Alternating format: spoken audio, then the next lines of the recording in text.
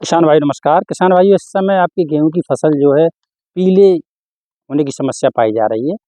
आपको इसमें घबराने की आवश्यकता नहीं है। फसल को पीली होने के कई कारण हो सकते हैं। जैसे पहला ये है कि कुछ लोग जैसे गेहूं की कम उम्र पर ही ज़्यादा पानी लगा देते हैं। दूसरा कारण ये हो सकता है कि जैसे खरपतवारनाशी का अगर प्रयोग किया है तब भी फसल पीली हो जाती है। तीसरा कारण ये है कि किसी तरीके से जैसे मतलब आपका वातावरण जो है प्रतिकूल मौसम है, जैसे दिसंबर के महीने में कुछ गर्मी रही है, ये भी कारण हो सकता है। तो साथियों, और चौथा कारण क्या हो सकता है कि आपकी फसल को सूक्ष्म पोषक तत्वों की कमी हो सकती है। यूरिया जैसे आपने डाला है और यूरिया डालते समय अगर किसी तरीके से उसमें पाउडर है और वो पत्तियों पर ओस या गीली पत्तियों पर जम गया तब भी फसल पीली हो जाती है। तो इसमें घबराने का कोई विषय नहीं है। हमें सबसे पहले ये सोचना है कि हमारी फसल पीली क्यों हो रही है। ये कारण जो बड़ा है वो बड़ा कारण ये है कि इस बार जो है जैसे हमने ये गेहूं के ये पौधे उखाड़े तो इसमें जो है हमारी जड़ों में कुछ इन्फेक्शन है और अब हमारा जो है ये पीलापन जो है जड़ों में इन्फेक्शन की वजह से। अब ये इन्फेक्शन दो तरह के हो सकते हैं। या तो हमारा जो है किसी तरीके से इसमें जड़ों में निमेटोड हैं या दीमक का असर है, या फिर हमारा जो है अच्छी तरीके से इसमें फफूंदी का असर भी हमें दिखाई दे रहा है। तो ऐसी स्थिति में हमें ज़रूर सोचना चाहिए। यदि हमारी फसल में किसी तरीके से जड़ों में इन्फेक्शन की वजह से है तो उसमें जैसे अगर निमोटेड है तो हमें जो है उसके लिए क्या उपचार करना है। वो उपचार ये है कि इसमें जो है आप कार्बोफ्यूरन 3G 1 एकड़ में 5 किलोग्राम और यूरिया में मिला करके आप इसको फेंक दें तो ये आपकी जड़ में निमोटेड की समस्या हल हो जाएगी।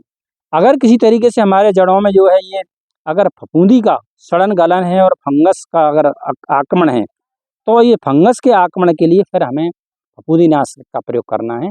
जैसे फफूंदीनाशक में आपकी बावस्टीन जो है 500 ग्राम या फिर थायोफेट मिथाइल 500 ग्राम, इसको यूरिया में मिला करके अगर हम फेंक देंगे और सिंचाई कर देंगे तो भी हमारी ये जड़ों संबंधी समस्या हल हो जाएगी।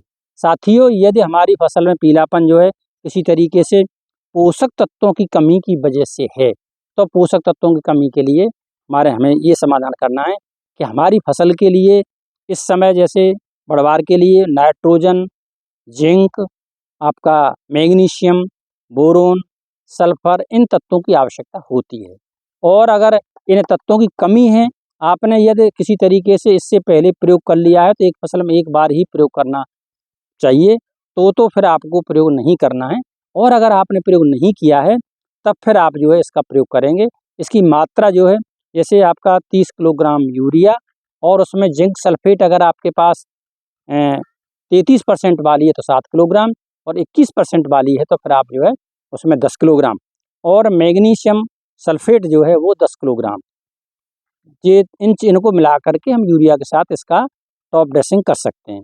यदि साथियों किसी तरीके से हमें स्प्रे करना है, स्प्रे के लिए फिर हमारा जो है एक चिलेटेड जिंक 100 ग्राम, चिलेटेड जो है मैग्नीशियम सल्फेट 100 ग्राम और फेरस सल्फेट 500 ग्राम, 1 किलोग्राम यूरिया घोल बना करके इसको अच्छी तरह से हम छिड़काव अगर कर देंगे तो हमारे इन पोषक तत्वों की पूर्ति हो जाएगी। इन पोषक तत्वों की पूर्ति होने से फसल में जो है क्लोरोफिल अच्छा बनेगा और फोटोसिंथेसिस अच्छा होगा।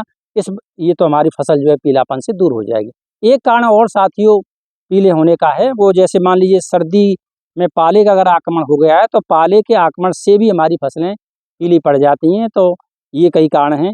यदि दिसंबर के महीने में हमारा प्रतिकूल मौसम की वजह से है तो अब आप देख रहे हैं कि अब मौसम जो सुधर रहा है और सुधरने से मतलब उसमें ऑटोमेटिक ही हरापन आ रहा है। तो साथियों, जैसा हमारी कारण है उसी के अनुसार से हमें उपचार करना है।